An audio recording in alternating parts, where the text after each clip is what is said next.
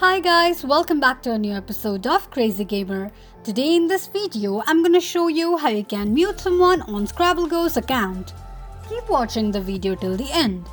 To mute someone on Scrabble Go, firstly go ahead and launch open your Scrabble Go application. The home page of Scrabble Go application will appear on the screen. Now to mute someone on Scrabble, tap on the person's name from the page. The person's profile will appear on the screen. Now click on little gear icon at the top right corner of the page.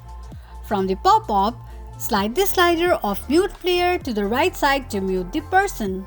This is how you can mute someone on Scrabble Go's account quickly and easily just in few steps. If you have any thoughts or queries, let us know in the comments section. Don't forget to subscribe to our channel.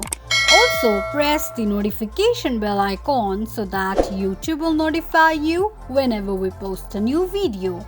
I hope this video was helpful to you. Thank you so much for watching.